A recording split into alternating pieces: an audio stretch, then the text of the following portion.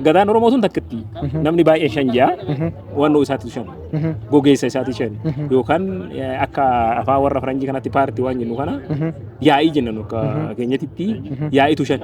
Odaa gurguddaa shanii damee shantamaa shanan jalattu hayyuutu seeratumaa hundeen heeraa shanii. Inni birmajiin hangafa gadaa jiru.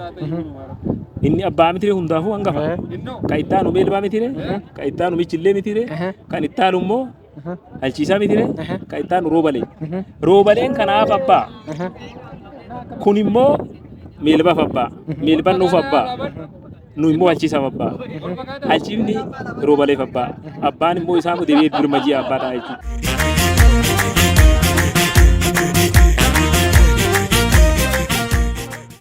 Mee egaa isin warra jilleeti. Ilmaan Oromoo Tuulamaa ilma sadii qabaa. Ilmaan sadan keessaa isin warra jilleeti. Egaa baalli marsaa 70 haaromsa aadaa booda haaromsa gadaa booda marsaa 71 yookiin 71 fagaggeessati kan inni jiru Oromoon Tuulamaa kun. Mee sirnoota gadaa keessattuu miseensa gadaa shanan Tuulamaa keessa kamtu kamiif dabarsa? Ati immoo san keessa attamime?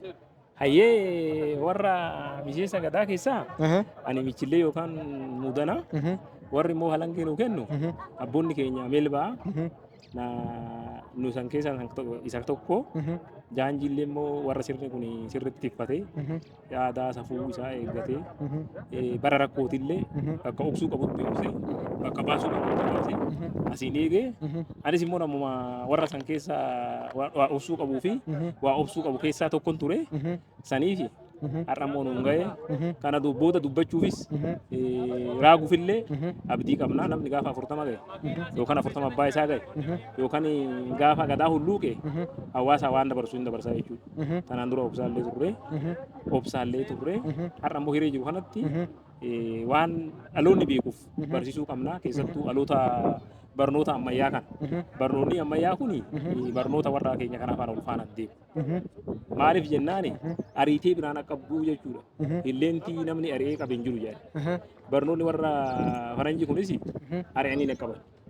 Jalqaba digrii yoo fudhatte digrii lammaffaa si gaafata, maastereetii si gaafata, dooktoreetii si gaafata.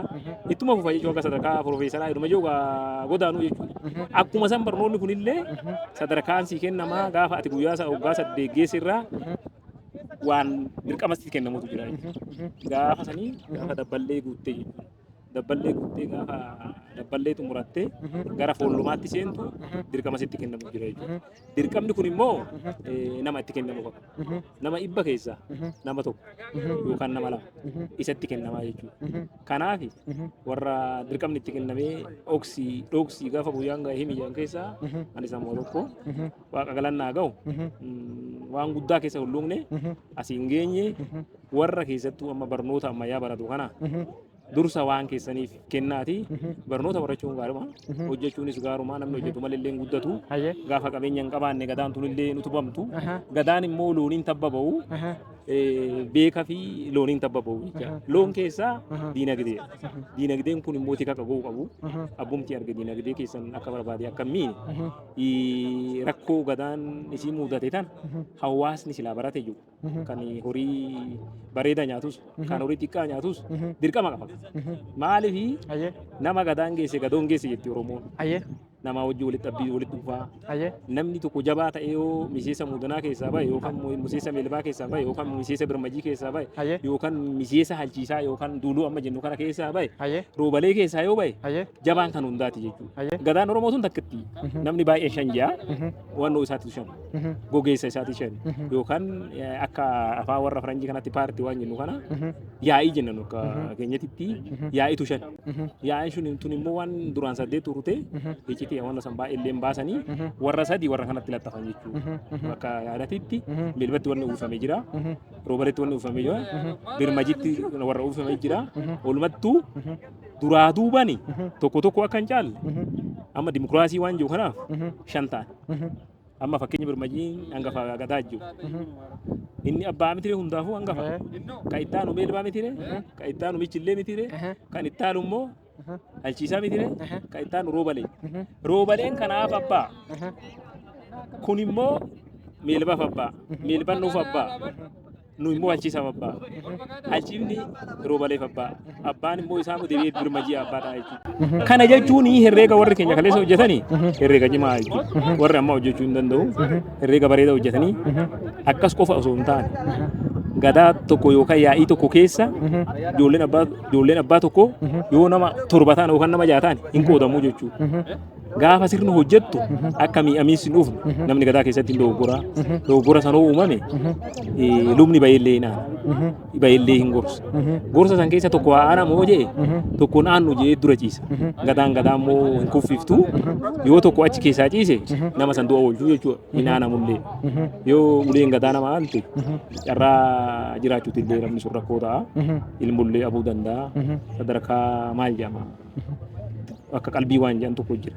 Sadarkaa sanillee waan ga'uufi san keessaa waan immoo akka nama baraaruuf wal keessa akka osoleen bishaan wal keessa dhugdisan wal keessa makataa jechuudha Oromoon. Maaliif gosaan hin goone gadaa kana? Yoo gosa tokko ta'e cifraa walitti ba'uu danda'u. Cifraa waan jedhan tokko isin hubachuu baachuu dandeessaati. Ijoollee waan taateef cifraan kun tuma walii ba'uu waan jedhan tokko. Akka tumni hin argamneef gadaa keessatti. Gadaan gadoon qabdu wanti jeniif kana.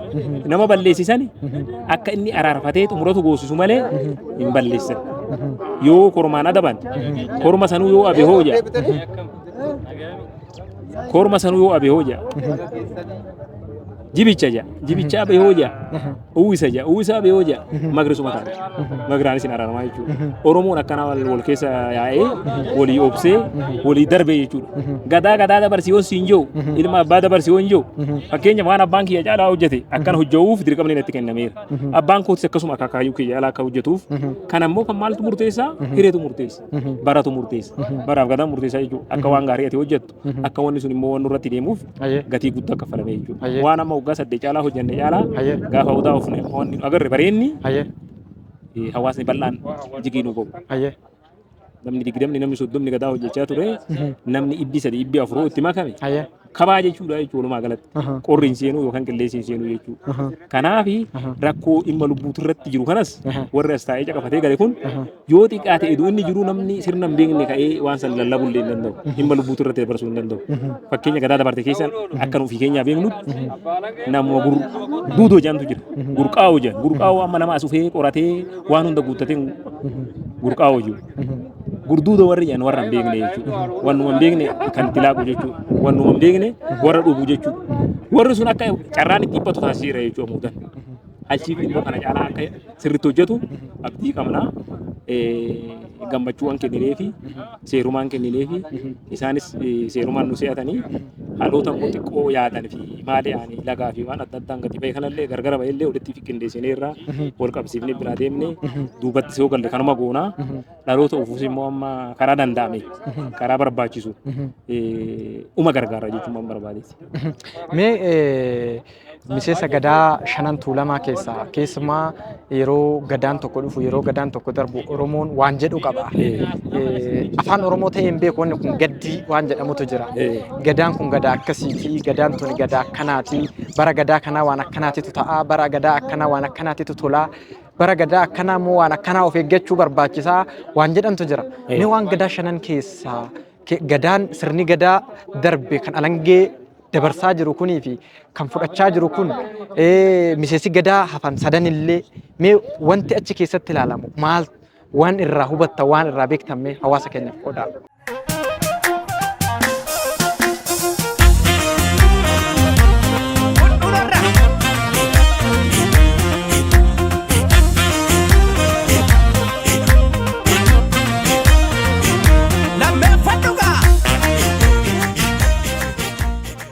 Kuni beekama hunduu gadaan waan ofii qabdi. Gadaa waan ofii niftu. Namatu akkanatti rakkoon uumamee rakkoon akkanaa uumamee jira malee waan isii uuma fiddi. Edu wanni fee haalli mijate edu wanni fee waan nuuf mijate hin hanqattu. Waggaa tokko haa ta'u waggaa lama haa ta'u uuma fiddi waan isii. amma gadaan waraanaan hamatamtu jirti ni jira hiniiftu ishiin waan isiin wayii kan hongeen hamatamtu illee hin jirti yookaan wanna waan jechuu kooti. Hongee jechuu si galee bonni hammaachuu jechuu akka fakkeenyatti fu'anne gadaa roobalee darbee san 80 rooba lama duwwaa roobiyyan akkan ofii kiyyaa gaheetti akaakayyoota keenyarra rooba guyyaa lama roobee rooba tokko taroo guutee jedhan. Inumaa jechuudha walitti fuullee jechuudha roobni roobiin kanaan beekama fakkeenya gadaa birmadii yoo fudhatte waan talbuu jedhamu tokko jira talbuu kana warri baay'een hin beeku waan laaffisu horiin eduma magra edu laaffisuu waa yookaan liikoo waan jedhu waan akkasii kana baay'ata kanaafi sun saniin eegamaa jechuudha bara gadaa muudanaa kana quufa jedha. Bara gadaa ijoollee dilboo loon hanchiisaa mormi simintoo jedhan namichi wayii quufeeti halchiisaa beektaa. Muudanatu bahee qaluu didi yani 80 gadaa akaakayyoota keenyaa kan maarree sana bara gadaa ijoollee dilboo loon hanchiisaa mormi simintoo waa jedha simintoo ableen hin murti ableen hin murtu jee ebeluu jaa beekunumaaf jechuudha jaarsiin waan kana jehuuni nama waan kana jehuu danda'u miti gadaa mojji'a kana jechuun nu waan nurra baatanii maaliif horii uftanii nurraa hin qallee sagalee teessan barbaannaa koottatii horii nurraa qalaa koottatii nu gabbisaa waan jehuufi jechuudha kana jechuudha kanaafi horiin gabbateetii dalluu guuraa jechuudha waan akka dalluu lummee jedhamu kana jira horiin dirra guutaa jechuudha halchifni illee akkuma sana gadaan isaa gabbina qaba bareeda gadaan isaati illee kan roobaleessa garreerra halchiisa qaqqabee argeera gaafa muudanaa san xiqqaan ture gaafa foduu maal waan akkasii kana uumaan argaa halchiisa matasaa ta'ee namoo jabaate of beeku ta'e akka sirna biyya keenyatti immoo waan mata qabuu jedhan kana jira dhimma mata qabuu dhimma waan adda addaa dhimma keessummaa garaagaraa kana waan go'anii fi bareera roobalee guutuu isaa nan beeka birmajii guutuu isaa ittis hojje'ee foolluma kiyya jechuu bara birmajii meelbeenyi qaalloo walakkaa fi foolluma walakkaa afuriin keessa dabree muudana guutuun xuruurfa'ee har'a ga'e jechuudha. Kanaafi argaa aggeettii waan jedhan keessaa waan nutti himanii fi waan hojjennuun wal madaalchifnee warra umuriin nu dura jiran gurguddoo nama siin jiru warra gurguddoo sanis dur jirtii jenneetuma sossobnee biraan geenye jechuudha. Warri sirna hojjete silaa beekamaa namni baay'een darbuu danda'a namni baay'ee dullumni manatti galchuu danda'a warri sirna hulluuqsisee asiin ga'e jira jechuudha. Isaafuu warra san keessa jala taa'ee huba'ee akkuma nama kamiittuu waan san akkan itti galuuf na dirqamsiisan jechuudha. Hulaa naannoo 2004 irraa ka'ee akkan deebi'ee waan kana sirriitti hojjetuuf dirqamni natti kenname jechuudha. Hojii hojjechuun akka hin barbaachisu sirna gadaa fuuldura si jiru kana gochuun akkas hin barbaachifne waan jiru nama kanittuu ijaarsarran ture jechuudha. Magaaluma Finfinnee kanatti naannoo kutaa boolee garjii kanan ture. Dirqamni jira miti dirqama namni hin baane rakkoo maatii keessaa namni baay'ee nutu jiraate illee nama xiqqatti kennama wanni suni immoo akkuma siin jee sirna gadaa keessatti nama itti amana itti kennu boru oksee achiin ga'ee gaafa wanni sun ga'e ittiin hojjetee biyyaa ibsuu hin danda'a waan jiru kan biraa dubartiin itti oksaan itti kennu yoo sirna hojjetan isii hojjechiisu fakkeenya obboo fakkeenya hoo daa'imna qabu fakkeenya yoo buttaan qalamu dubartiin gatii guddaa qabdi gurra fa'aa urtii gurra ga'ee urtii jechuudha. Foduu waan jedhamtu buttaa yoo galtu hiddii sanii ol kaa'amee hiddii sanii ol kaa'aa kormiin qalamaa erga kormi qolamee biroo loon horii hiddii sanii roobsu jechuudha. Dirqama hiddii sun malaa'uu qabdi yookaan dhoowuu qabdi jechuudha. Horiin irra deemee malaa'uu qaba waan ta'eef yoo xiqqaatee namni sun dhabaa ta'e uwwisa qabdi jechuudha. Kanaaf dubartiinis gatii kana qabdi gaafa sirna akkanaa gaafa akkanaa kanafaa hojjenne itti gaafa dubartiin baay'ee iccitiin baaftu waan ta'e yoo namni abamee jaarsi abamee waa qaawwan kun abame dubartii fi ijoollee gaafatu. Amma gaafa kaleessa achi as godaannu gaafa guyyaa tokko baanee farsa gormaatitti gaafa isaa waan goonee baanee qabna miti. Waan goonee achi as agarsiifnee jirra jechuudha. Ijoollee xixiqqootti dubartii keenyatti haadha warraa keenya ijoollee obbolayaan keenyaa yaamnee fi eebbifannee yoo har'an isaan akka itti eebbifatan itti gadaa dabarsiin abbaa dabarsii amma siin jee kana jenneeti kan kanaan isin ga'e guttaan isin haa ga'u jedhaan jennee kan isin hin ga'e kun nuus nu haa ga'u jennee akkasitti waan kana agarsiifnaa jechuudha. Kanaafi sirni akkasitti waan akkasii deemee isa santu jira waan ta'eef isaan goonee dabarree jechuudha. fuula duras wanni goonu baay'ee buttarratti wanni goonu sangaa jarraa kan jennu qabna boqota kan jennu qabna wanni waan sanii goonu baay'ee jechuudha asiillee kallee seera amma maxxane kana hawaasaaf mirkaneessinaa hawaasni immoo kan hojiirratti jijjiirsisu warra nu duubaa warra amma jirma itti kennine bira ofne jechuudha warra horooroo itti kennine mirkaneessa yoo dide adabanii korma qadanii malkaa tulluu qabeenya uumamaa kan amma jennu amma bubbee fi waan adda addaatiin uumamu kan akka waan sun uumamu akka tiksu yoo hongeen ammaatti akka bahee biyya falee roobni roobu jechuudha. Hogguma sanuu yoo nullee xiqqoo dhiibbaa goonee hawaasa seera malee adabbii karaa halangee kanaan goone walitti qabeeti yaa'ii Afransa walitti qabee nu abbaa keenya itti dubbachuu hin dandeenyu itti dubbaa jechuudha. Eenyu nuti dubbatanii nuyi beelmeenya abbaa keenyaa nuti dubbata birmajeen nuti dubbata akkuma gootan akka malee gootan bakka kana laala bakki kun sirrii jira bakka kanarraa deebi'aa jedhanii wal qixxeessuu jechuudha. Hawaasni maqaa fi muudanni amma halangee foota malee halangeen tun nutu seera dhimma gumaa ittiin xumura malee kan hawaasa bal'aati. Kan yaa'ii Afran hafee yookaan gogeessa Afran hafeeti. Sirni kun kan hawaasa bal'aati malee muudana keessaa qofa dhiibbani dhuftu. Muudana keessaa immoo duuti dhuftu. Muudana keessaa gatii wannoo galiin dhufu hunda kee yaa'ii Afran keessaa dhufa jechuudha. Waan nuun galchini yoo galte homaan go'a hin galchiin jiru yoo galte wanni go'a hin jiru walumaan furuu jechuudha. Furuuf immoo burqaawoo kana barbaachisa. Ittis dabaluun hin barbaachisu. Itti hir'isuunis hin barbaachisu. Itti gaafatama waan ta'eef dhaloota isaatti itti gaafatama waan ta'eef kaleessa dhaloota itti gaafatama amma abbaan itti gaafatama jechuudha. Argineerra waan ta'eef maroo walee keessas agarree birmajii keessas agarree meelbee inumaatti baay'ate jechuudha wanni suni waan qabanaaf fidu jenna walumaa galatti gadaa dabarsinee abbaa dabarsee waan jenneef rakkoo sanii hin qabnu rakkoo kana muudanni akka furunaan amanaa. Irra caalaa immoo hoggaa 8 irraa fayyaa ta'ee lafti kunis itti gaafatamummaan amma warri amma buyye bulchu kun waan amma jalqabe kana xumuree akka nuyi amma dhiibbachaa jiru kanarraa biqiltoonni guutuun dhaabamee fi nagaa argatee bakka hirribatis argatee bishaan mana fincaanii guutuu argatee akka nagaan waan kana sirreessee itti fufuu abdii qabna kan biraa waan baay'ee sirreessineera. Gadaa meelbaa keessa kan yaallee jira. Muudana kana keessa sirni akka hayyutti galumu yaalleerra. Abbumti arge kararraa goree ani abbaa gadaati jee akka gaabii uffatee sadarkaa aanaa fi sadarkaa waan adda addaatti akka hin laagne kunis dhorkameera. Garamitti galuu abbaa bokkuu jalaatti akka bawwanni sun. Namni kun immoo xiqqaate nama dhalootan sirrii ta'e, nama dhalootan fayyaa qabu, nama dhalootan lubbuu namaallee hin balleessine, nama dhalootan saamicha gargaraallee hin geggeessine, nama immoo qaamaallee fayyaa, nama immoo gaafa aangoo wayii qabu aangootti fayyadamee nama mi'aan turre akka ta'uuf kallattii kaa'aa turre isinis akka carraa taatanii nu argattanii carraa kana heduu irraan hin dhiisin heduu ittiin dabalin hawaasa bal'aa akka ga'u akka hawaasni irraa baru namumti arge akka miidiyaa kanarratti illee waan arge hin dabarsine kallattii akka qabsiiftan abdii qabnaa. Yoo gaafii qabaatte. Mee dhumarratti keessumaa bara gadaa meelbaa keessa waan baay'ee yaalame gadaa amma meelbarraa alangee yookiin seera fudhachuudhaaf gadaa fudhachuudhaaf deemaa jiru kun seerota baay'ee akkuma isin kaastan waan baay'ee akka fooyyessu abdii irraa qabna.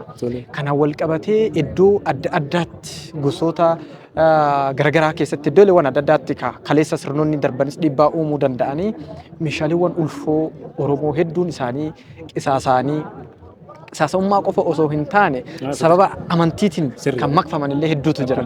Akka fakkeenyatti kaasuu dandeenya. Caaccumbee badaa ture, gatamaas ture, calleen akkasii, bokkuun akkasii, kallachi akkasii. Meeshaaleewwan ulfoo Oromoon kaleessa sirna isaa qofa osoo hin taane sirna addunyaatu ittiin tiksaa ture. Addunyaanuu har'a wabii godhattu. Hamma kana baasee gatuun rakkoo har'a Oromoon iddoo adda addaatti keessa galee jiru kanaaf illee sababa ta'a jedhu namoonni keessa beektonni tokko tokkoo fi raagdonni tokko tokko kanaan wal qabatee isin gadaan itti aanu kun aangoo fudhatu kun waan kana daraan akka inni meeshaa ulfoo kana bakka jiru kan bade akka falootitti kan jiru immoo jabeessuudhaan qabatuuf wanti isin hojjettan wanti isin karoorsitan lallaba kana keessatti illee wanti kaa'ame maaltu jirame. Egaa wanti gadaa tuni hunda hin baasan. dugda nuungatanii hundan dubbatanii jedhan. Waan ati jette kana irra olee buleera. Caffettillee akkasuma yoo waan sani nagaa'ee jedhee fuula isaa garagaramsuu barbaade obboleessa jiraa jedhan. Aanatu jiraa jedhan. Aanaa ga'u malee qabeenyi kuni qabeenya Tuulama Sadeeniiti. Qabeenya Booranaaf Bareentuuti. Nama itti aanuuf kennamuu qaba. Kennamee namoonni sun akka geggeessu. Yoo akkas go'u immoo maatii isaa qofa osoo hin taane gogeessa isaa yaamanii. Abbaa bokkuu yaamee abbaa shanii kan jedhamtu jira, shanii bokkuutu jira. Garee kana amarasiisee yaa'a yaamsisaa jechuudha. Yaa'a naannoo san jirutti yaamanii qixxeen qabamee waan san akka inni gulana boru gaabbee hin jenne gulana waan akkasii go'e hin jenne namni hin dogoggora beektaa dhalootuma isaa kana keessatti waan amma amantii ati jette kana irratti jecha irra guddaa sirna Oromoo kana impaayera qofa osoo hin taane kan balleessaa jiru amantii kana hawaasummaa. Hawaasummaa siin yoo gaafa hawaasummaa eegalte kan kee laaffisanii kan isaanii akka cibsitu si gogu jechuudha. Kuni akka wanni sun hin taaneef rakkateera hawaasni keenya keessattuu kan Tuulama Daacii kunii fi Tuulama Bachoo kun kanaan dararameera jechuudha. Haa ta'uus wanni sun qabdeera na yaada naannoo bara 1938 wanni sun kan nu bira geessee gatii itti kaffalaniiru warra keenya. Akaakayyoonni keenya akka tasaa gadaan kama muudanaati waan sanitti gatii kaffalaniiru waan sanillee oolfataniiru jechuudha. Akka fakkeenyatitti himata dhufaniiru as. Himata as dhufaniiru.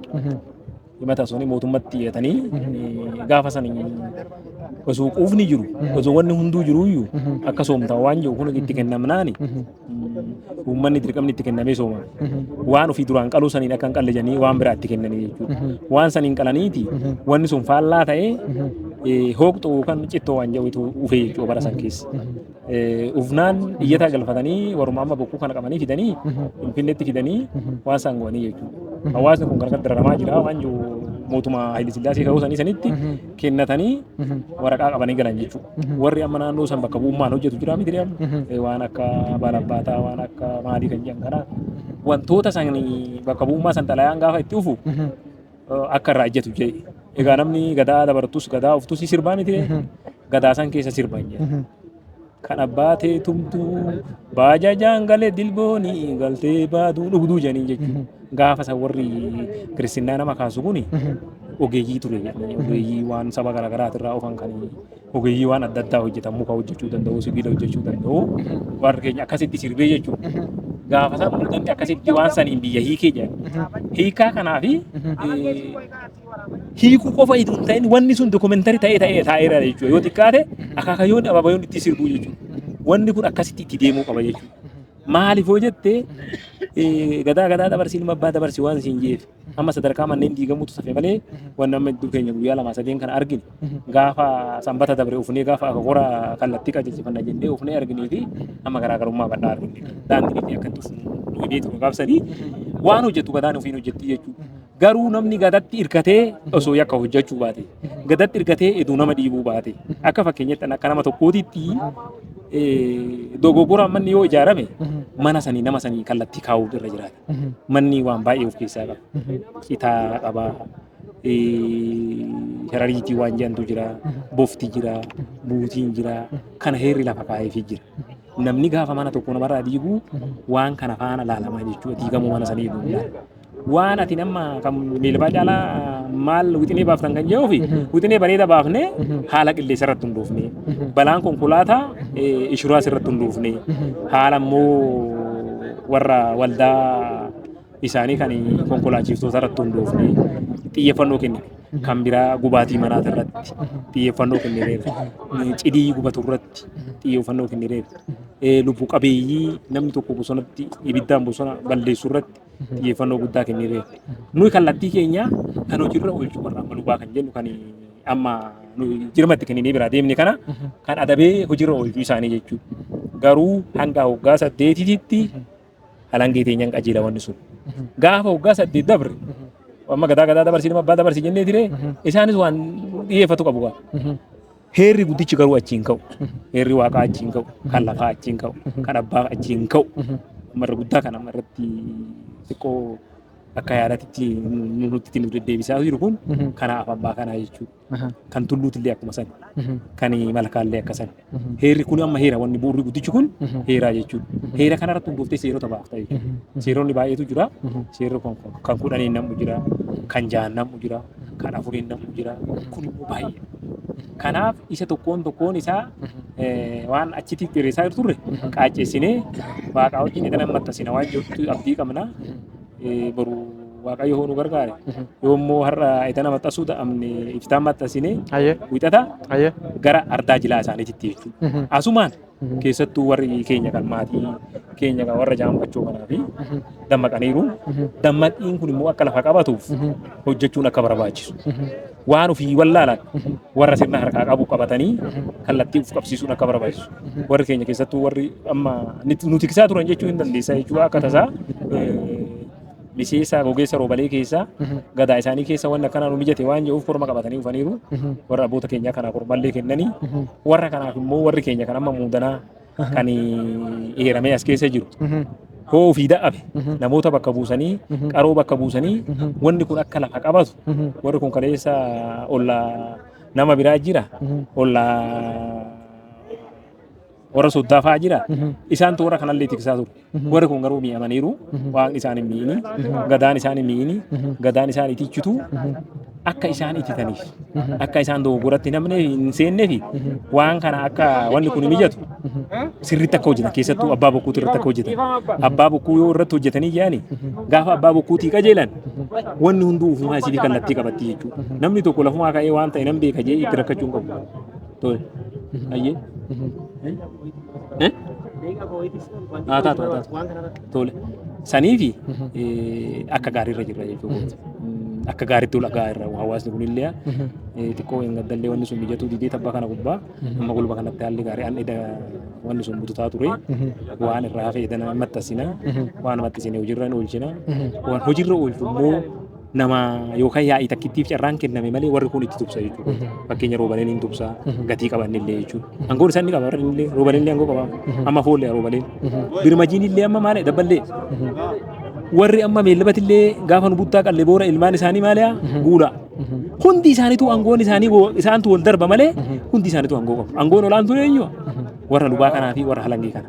Halangeen immoo dhimma olaanaa waan taateef dhimma lubbuu waan taateef abbaa halangee gaafa taate dhimma murtiiti. Murtii namarratti murteessitaa jechuudha. Murtii murteessuuf immoo ati bilchaachuu qabda. Nama bilchaatee waggaa 16 bilchaateetu gama kanatti dhufaa jechuudha. Nama waggaa 16 bilchaatee yoo xiqqaate nama waggaa 8 kana bilchaate osoo gamana ufee irra filatama waan jedhutti muudanni walii galaa ture wanni sun waaqayyoo nu gargaare nama bilchaatan akka gama kanatti dhufu yoo xiqqaate barnoota ammayyaa kanas qabaachuu qaba kanan. Maaliif jennaan wannuma amma lafa kanallee mijeessuudhaaf lafa kanallee kallattii qabsiisuudhaaf wanna kanaaf waan wayii ijaaraa barbaadaa miti amma proposaalaa baasuu baata mana ijaaruuf amma akkuma duraalee sadin gootu jechuudha. Kana gochuuf immoo warri baratee akka keessatti hirmaatu muudanni abdii qaba. Garuu dogoggorri immoo mul'ata bakka fe'ettuyyuu namni immoo waan beekni immoo dogoggoratti bata. Nama dogoggoratti bate sani waan immoo isaa qabu jennaan malee gadaan itti himtu jennaan malee gadaan immoo waliin dabartu akkuma beekamu sanii fi xiyyeeffannaa guddaa keessattuu warra tuulama daaciitii kanaa fi tuulama bachoo kanaaf akka xiyyeeffannaan kennamu waggaa 8 kallattiin qabamee gaafa 8 har'aa qulqullaa'anii guuttatanii raabaadorii isaanii xumuranii akka gamanatti dhufan abdii qabnaa. Waasiyaa fi isii dabalaa. Haa ta'u wanti dhumarratti kaasu yoo jiraate dhimmoota ardaan jilaa misoomuu haadhonni kaleessa turan waanuma waliin beeknu. Kana booda garuu ardaan jilaa tuulama sadanii akka misoomuuf qaama dhimmi ilaallatuuf akka dhaamtanis isinis wanti isin karoorsitan maali akkuma dhaamsatti akka waliigalaatti. Hayyee xiqqoo nuti waan kana roobalee keessa yaalii go'aa turre akka fakkeenyatti horaa asirratti irraa ka'uu dandeenya. Gaafa fuulduma keenya arsadii namoonni nu gargaaranii horiyyaanis nu gargaaranii dozaraanis nu gargaaranii ulaa seessaa baniisaa hojjennee irraa waajjira gadaa tuulamaa sanittis waajjira san keessatti mana gadaa tuulamaa 5 yaalleerra mana citaatiin yaalleerra miidhagni nurraa fuudhee irra gara mana qorqorrootti dabarsee wanni sun immoo akka guutuu ta'uuf jechuudha. Nu sirriitti akka hojjennu abdii qabna. Hawaasni immoo akka dhiibbaa goo abdii guddaa qabnaa jechuudha. Abdii qabnaa jechuudha. abdii guddaa qabna waan ta'eef isa irratti hojjechuu. Ardaan jilaa immoo ija biyya kanaati. Bakki kuni ija tuulama sadeeniiti. Siidaan kuni siidaa tuulamaati. Tuulama sadeeniiti. Namni dabre wama namatti ishee dabraa mitire isaan kaleessa waan kana walii galanii lafti kuni siidaa. Lafti kuni cafee donguraati. Lafti kuni odaanabeeti. Lafti kuni marabballoo. Lafti kuni qarree golbeeti. Lafti kuni gafarsa kormaati. Lafa gadaa irraa eegallu jedhanii waadaa seenan jechuudha. Gadaa eegallu yoo siin jiru gaafa dabballee foollee sana tun ta'e foolluma gaafa fixxee gaafa durumatti dhiyaattu yookaan qaalloo geessu waan sangoota. Gaafa waan sangoote dirqama baataa jechuudha. Hin tiksitaa jechuudha. Duraa duuba isaa tiksitaa. Akkuma duratti dubbatee jee gaafa wanta kana wannoo gootee jette amma ardaa jilaa kan jedhan kana sadeenuu nan beekaa. Ardaan jilaa maqaa malee wannoo hin qabu. Kama argitu kana tuyyuu gaafa kudha jaanarraa gaafa biroo nan beekaa. Lafti kun birreeyaa. Hawwati daa'ima ta'uu dandeessa gaafsanii. Daa'immallee yoo ta'e irratti hirmaa'eera. Manneen amma seenaan ala kan dhufanii ijaaraman kun hin turre bal'aa ture. Har'a garuu akkam jiraan rakkoo. Ardaan jilaa amma tuulamni sadeen qabu keessa amma ardaan jilaa sirriin hin jira bakka isaa bakkuma kaleessaa jira jedhanoo jiraate. Ardaa gafarsa kormaata. Miidiyaaleen baay'een dhufanii arganiiru. Yoo hiree argatte buutee ilaaluu dandeessa. Wanni si daangessu hin jiru. Guyyaa carraa qabditti yoo xiqqaate naannoo heektaara 8 oltu jira jechuudha. Ardaa jilaa kana. Ardaan jilaa kun hin tuqamu hin nyaaramu jechuudha. Seera itti lallabata. Yoo namni dabree qoteellee warra gadaa santu bahee nama san korma qalee lafa san illee deebi'ee fayyisaa jechuudha. Lafti sun hin tiffamti. Akka hireessa ta'ee bishaaniin marfamtuwaa hulaa gara lixaa kana qofaan lafti dirreen jirti. Dirree san warri dhiibee jira jechuudha. Amma fakkeenyaaf birmajii keessa waan akkasii sun xiqqoo tutuqamee ture itti baanii jigsanii irraa kaasanii isaan gaafa ofii godaana meelbatti kennanii meelbeenyi nutti kennee nagaa qaba jechuudha gaarraatitti. Hanqinni bal'aan akka hin uumamneef ardaa jilaa kanarratti mootummaan xiyyeeffannaa akka nu kennu. Maaliif jennaan lafti tuulamaa tan wanni baay'een lafta baay'ee yoo qabnu bakkumti ardaa jilaatu wanni isin mi'ooftu isin barbaachisu. Kaleessa immoo gadaa dabarte keessa hawaasni bakka tana ija isaanii gudditti akka fakkeenyatti of wanne ija isaanii gudditti tuulama bira ga'uuf namni lakkaa'ee naannoo nama 17 18 bira ga'eeti agaamatire isaan tiksanii asiin gahan nu immoo san caalaa tiksuu qabu. Barri kun ammayyaa kaleessa isaa immoo wannuma adda addaatiin tiksanii barri kun ammayyaa daangeessuu illee qabna. Qabiyyee itti baasuu qabna. Kabiraan immoo ijaaramuu qaba. Erga ijaarame immoo bineensi as keessa jirullee tifamuu qaba. Maaliif jennaan qabeenyi uumamaa kun dawoo bineensotaati. Dawoon bineensotaa bineensi immoo qabeenya uumamaa keessaa tokko. Warruma caffeen tumtuuf warruma gadaan tumtuuf keessaa tokko jechuudha. Maaliif amma siidaa kanarraa jaa darba hiddii sadii jechuun dargaggeessi tokko hiddii takka hamma darbatee danda'ee darbatu ati hin beektu. Hiddii waan jiru tokko beekuu dandeessa. Muka hiddii jaa wayii beektu kan akka bifa loomii wayii. Ni beeka. Darba hiddii sadii jaa. Heeda sangaa falqaa jaa. Hin tuqamu jaa. Hin nyaaramu jaa. Nyaara itti bu'ee jechuudha. Yoo namni sun nyaaree gadaan itti baatii abbaan dirree sanii gadaa'aa jaa. Abbaan biyyaa gadaa'aa jaa. Waan amma duratti haasaa turte saniifis waan ulfaa saniifis isatti mataa jedhan.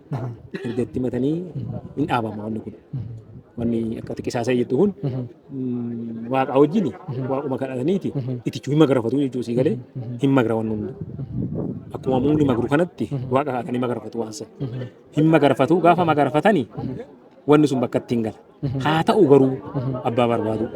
Namni fincaan ofii qabaa mitire. Fincaan saniin barbaadate. Fincaan warra sanitti gaafa galchani dhugaan isin galtii jedhan. Waaqni isin hin qajeelaa jedhan. Lafti isin qajeelaa jiru jechuudha. Gaafa waaqni fi lafti qajeele namni hin qajeela. Maaliif jennaani waaqni ulfaa erga jedhani lafti ulfaa jettani abbaafuma haa ittaanaa mitire. Abbaa fi haa ittaanaa mitire. Qajeele jechuudha. Isa booda malkaan hin qajeeltii tulluun hin qajeeltii jechuudha. Malkaan immoo murteessaa akka ta'e hin beektu bakka biyya malkaan hin jirte horiin hin horu, biyya malkaan hin jirre namni hin horu, biyya malkaan hin jirre bineensi illee tajaajilamuu hin danda'u jechuudha. Gaarri illee akkuma kana. Gaarri illee akkuma kana jechuudha. Gaarri bineensa illee hin qabataa, loon illee hin qabataa, hoolaareettii qabataa, lafa sanitti dawoo bineensotaa ta'a. Dawoon bineensotaa kun immoo maal uumaa nageenya uuma. nageenyi uumaa mukni kun gaafa harca'ee jee lafti sun kosii taati hin gabbatti gaafa gabbatte mukuma dabalti jechuudha. Mukni dabalamu kun bishaan yoo fudhatee deeme ammas mukni biraa akka dabalamu waan ta'eef kun akkasiin akka tifamu kun akkasiin akka itti fufu abdii guddaa qabna isin jechuu barbaade. Haa ta'u ulfaadhaa yeroo keessan irraa qoddanii waan waliin turte gootaniif. Galatooma isinis warri jirraa jabaadhaadha waan dhiif gadaan isin gargaaru jenna. Shufruu akka itti magne abdiin qaba. Miidiyaa irratti namni akka waliin salphisu namoonni baay'een hin beekne jedhanii sirna gadaa kana gubbatti ba'anii walillee salphisuu jira walillee mi'uu jira warri itti rakkatan jiru amma gadaa teenya kana keessa hoggaa lama guutuu dubbannee wanni sun haadha furmaata argate natti fakkaate yoo jiilee jee namni sun waaqni itti himu namni gadaa jala obsa horata malee hin jarjaru gadaa hulluuquuf obsa horachuu qabu. Gadaa hulluuquuf waan gadaa kana bittinneessitu xiqqeessitoo mataa tuquxa malee guutuu isaatis qotan baasu waan hin beekne immoo borcuun irra barbaachisu waan ta'eef isa sana karaa miidiyaatiin kallattii akka qabsiiftan abdii qabnaa jechuudha. Maaliif jennaan hunduu komentii jala galee yaada walitti immoo xiqqeessee wanni kun akkana ta'uu qaba wanni akkana ta'uu qaba waan jiruufi amma namni maqaa muudanaatti waan kana qo'aa ture namni beeka waggaa lamaan dura wanni sun warra saniin ilaallanne jechuudha. Nama sanillee xiqqeessee ufiillee xiqqeessee har'a hawaasa dura ciisee fayyee jechuudha. Kormaa fi goromsa itti murmee wanni sun itti murme sun immoo abamee jennaan nama hin qalanii miti namni gaafa ciise nama duratti siin jee ciisee tuulama sadiin kana raafateera namni ani beeku jechuudha. Haga nama lama sadii ta'a jechuudha. Warri kun eessu kee jira hojjette asuma keessa jira warra amma naannoo Finfinnee jiru tuulama daajii kana ta'a. Gara biraatillee godaanee ofuu danda'a teessumaan gara hojii jira waan ta'eef itti himu jechuudha barbaanne ulfaadhaa horaa bulaa deebanaa jechuudha.